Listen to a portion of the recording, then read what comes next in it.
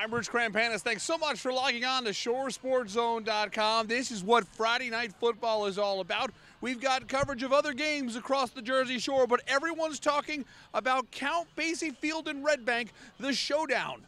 6-0 Manalapan against 6-0 RBC. We don't need to talk about it. We don't need to hype it up anymore. What we need to do is jump right into the highlights.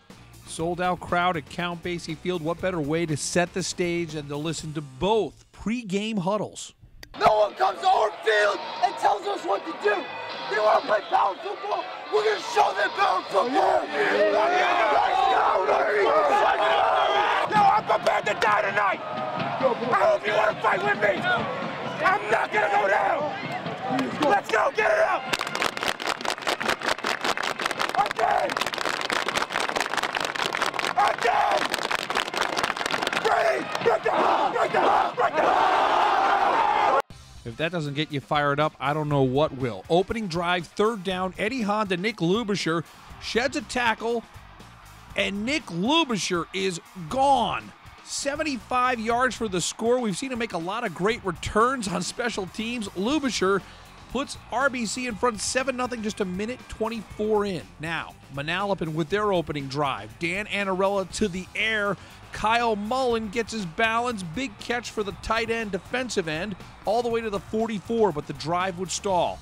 And the RBC defense would really settle in. Here, Dan Annarella loses the handle. Doug Zokol falls on the loose football. RBC is back in business. It's 4th and 5, and Eddie Hahn's going to get the first down with a gutsy run to the 18-yard line. Remember, this kid's only a sophomore. He was sensational on Friday night.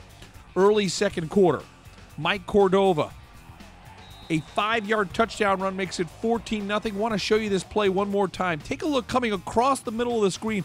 That's Jamie Gordonier with the block and another D1 prospect, Liam Smith. They create that hole for Cordova. Look at how big the hole is.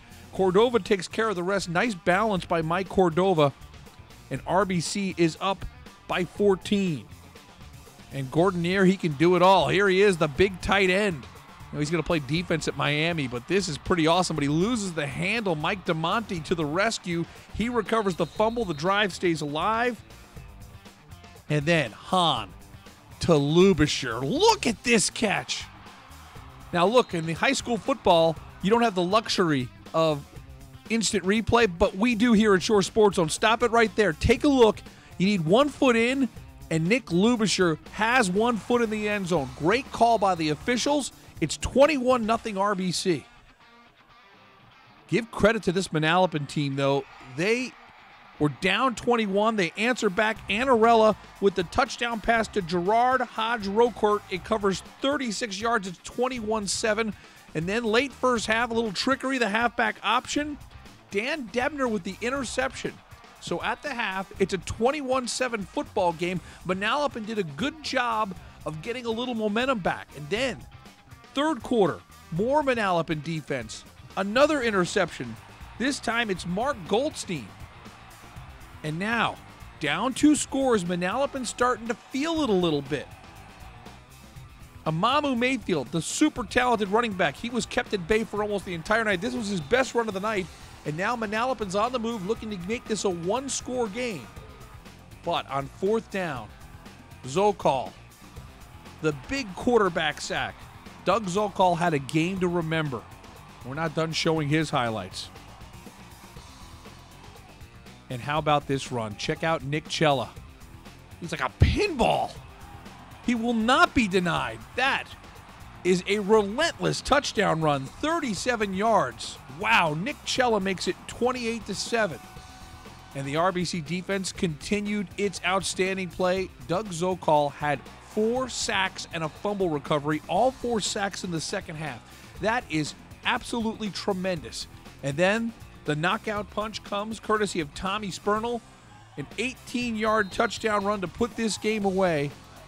And the RBC Caseys, 35-7 winners over Manalapan. Now, we all know this Braves team can go on and do some incredible things this season. They are without a doubt a state championship contender. But this RBC football team served notice that there is an undeniable top team in the Shore Conference, and it's the Caseys. A note about Nick Lubisher, you saw both of his touchdown catches. He was on crutches in the second half. He didn't play in the final 24 minutes. Zokal was unbelievable. 4 sacks and a fumble recovery, and you can't say enough about this RBC defense. After the game, Jim Portella very proud of his team and appreciating the tremendous atmosphere for this Friday night showdown. It was fun. It was extra fun. It was just another game in terms of what it meant, but it was fun to have all these people here, a chance to show your talents for the kids in front of their family and friends. So it was important for us, but you know, it wasn't like it was a statement game or anything like that. We talked early in the week, and we talked again tonight. We don't feel like we need to prove anything to anyone but ourselves. We want to be a football team that plays up to our capability. I know we can still play better still, but we're starting to get there. We felt like early in the year we may have been a product of hype a little bit. I think we're starting to live up to some of that hype. We're starting to play harder. Yeah, I definitely felt like I really wanted to get after him because we really didn't get to him at all in the first half, and that's really what we had to do. And we knew if we stopped their run and got them in those passing situations, that would play to our advantage. We knew coming in the second half we got to get pressure on that quarterback because we knew that we stopped the run and they were going to start throwing the ball. So sending Dougie Zokal over there was a pretty good idea. Coach Portella and Coach Ahern, they tell me just to play my game and let the game come to me. So I made a mistake on the second play of the game where I should have gave the ball, but I settled in after that and got the nerves out and continued to play well. At Middletown, what a classy move by Middletown South. That's the Sayreville Marching Band playing pregame. We all know Sayreville's season is done. Middletown South letting them play and still be part of Friday Night Football. It was Brick Memorial paying a visit to the Eagles.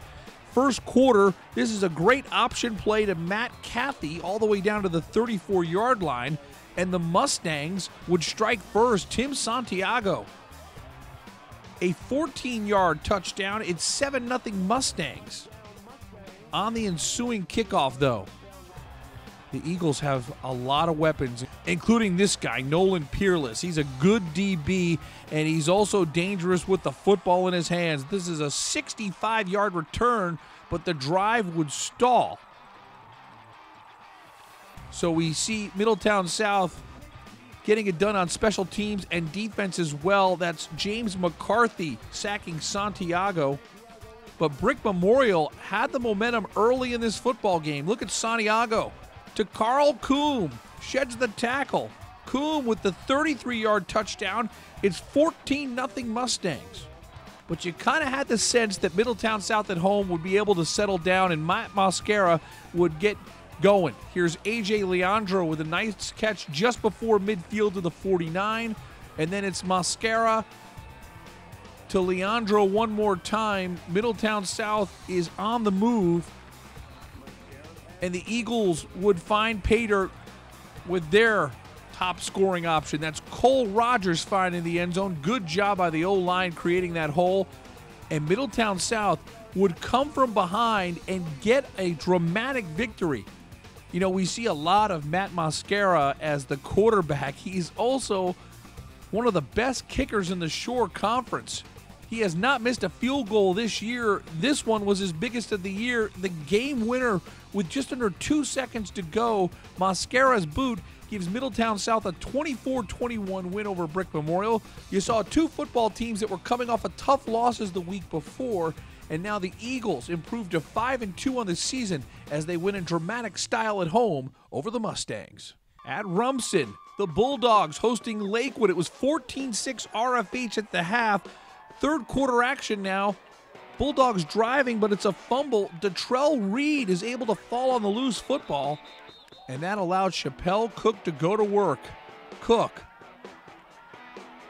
rolling left side, big gain there. And Chappelle Cook wasn't done there. You can see why L.J. Clark decided to move Chappelle Cook to quarterback, because he can do so much when he's got the ball in his hands. A good run right there, and then Chappelle Cook finding the end zone up the middle. We have a 14-12 game, so Lakewood is going to go for 2 and try and tie this one up. And Cook looked like he had Detrell Reed, but that's Sam Eisenstadt with an incredible play on D, and it remains 14-12. So RFH hanging on to a 2-point advantage.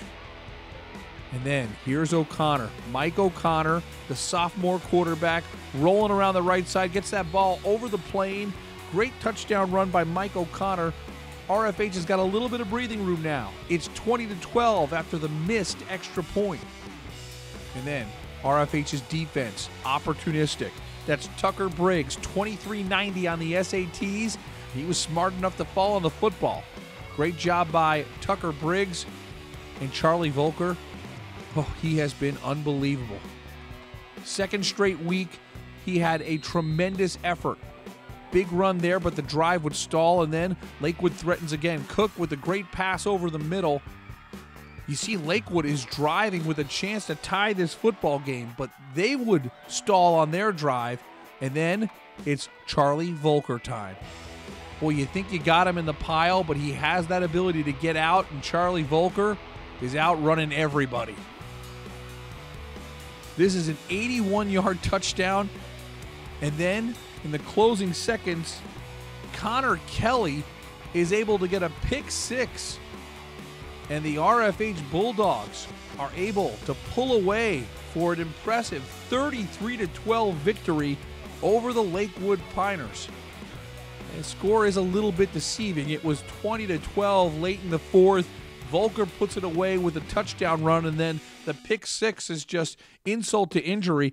So what a win for RFH. Look at those numbers for Charlie Volker. 28 carries, 324 yards, and 3 touchdowns. Remember, he missed a couple of weeks with a high ankle sprain, but you can see that really Charlie Volker, if it wasn't for that injury, he'd be on pace for another 2,000-yard season.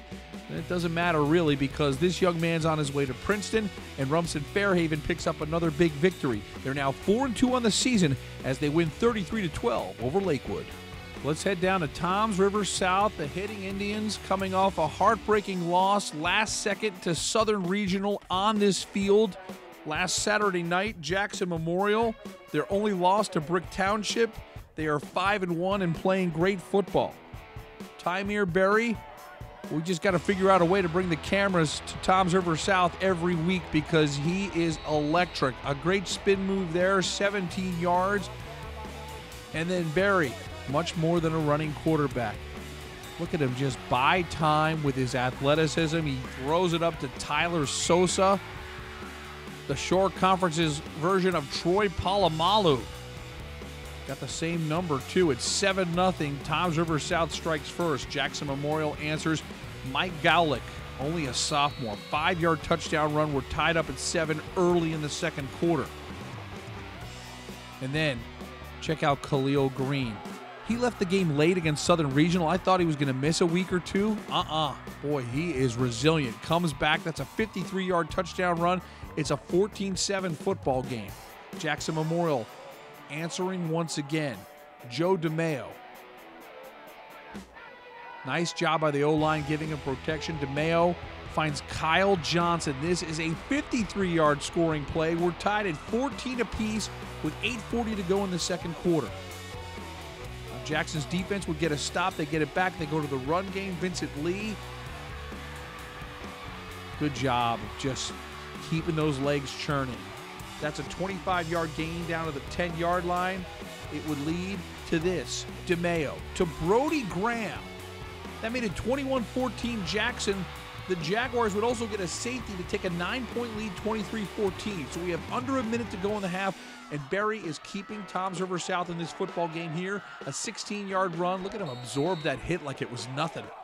He gets out of bounds, stops the clock, and it gives a chance for Berry to go to the air. And check out Jaden Kosh. Great grab. He was wide open. At the half, it's 23-21, Jackson Memorial by 2. Opening drive of the second half. DeMeo handles the bad snap, and he's able to create something out of nothing. Look at him asking his blockers for some help. Good job there. That's good leadership by Joe DeMeo, 17 yards, and it would set the stage for Mike Gowlick. Good run here. He pushes his way into the end zone. It's 30-21, Jackson Memorial by 9. The Toms River South trying to avoid a losing streak. They turn once again to Khalil Green. That's a good Jackson defense that Khalil Green is running roughshod on. 2-point conversion is no good. It's 30-27. We have a 3-point football game. And the Toms River South defense would give their team a chance because there's Tyler Sosa with the INT. We go to the fourth quarter, Jackson Memorial by 3. But Toms River South would give the ball right back. Matt Castronova comes through with the interception, and he returns it all the way down to the 36-yard line.